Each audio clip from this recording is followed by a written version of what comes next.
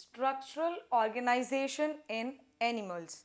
In this chapter, we will be studying what is the structural organization, what basic structures are present in animals.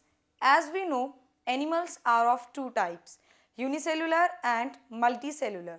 In case of unicellular animals, a single cell performs all the functions of the body like respiration, breathing, it could be digestion, whatever. But in case of multicellular animals, these cells they give rise to tissues.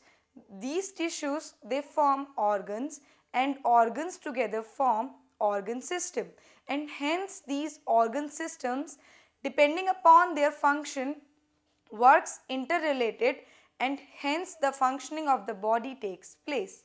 You can see here cells gives rise to tissues, tissues give rise to organs, and organs gives rise to organ systems. Tissues. In human body there are only, or in case of multicellular animals, there are only four types of tissues present: epithelial tissues, connective tissue, muscular tissue and neural tissue. Epithelial tissue, it is the tissue which is present on, usually on the lining or covering or on the surface areas of various organs. These tissues they have a free surface and the other surface embedded in the fluid or embedded in the organ. They are classified into two categories: simple epithelial tissue and compound epithelial tissue. This classification is made on the basis of layer of cells present on them. In case of simple epithelial tissue, a single layer of cell is present, and in case of compound, multi-layer of cells is present.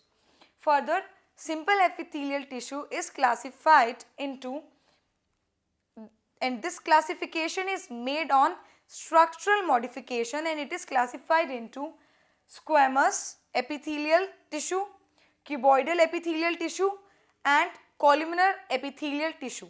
Squamous, you can see in the diagram also, they have flattened single layer of cells. Cell bodies are irregular, the boundary of cell surface is irregular, and they are usually present in blood vessels and alveoli of lungs. Cuboidal tissues, the cells you can see in the diagram are in shape of cubes. They are single layer of cells which are cube shaped. They are usually present in the ducts of glands. Columnar tissue, you can see in the diagram, they have tall and slender cells whose nuclei is present at the base, and they are usually responsible for the function of absorption and secretion and are found at stomach or intestine. If cilia is present on cuboidal or columnar tissue, they become ciliated epithelial tissue, and in case if they have been specialized, structural modification is seen, they become glandular epithelial tissue. That is, they are present in glands. As you know, there are two types of glands, endocrine and exocrine. Now compound epithelial tissue, they are less involved in absorption or secretion. They are more of their function is protection. They provide protection against chemical and mechanical stress. They are usually present at the upper dry covering of the skin and are also present in pharynx. These epithelial tissues, they are connected together by intercellular material. This intercellular material helps in holding these tissues together. There are three types of this material present, which is tight junctions, adhering junctions and gap junctions. Tight junctions, they are responsible so that the leakage does not occur through the tissues.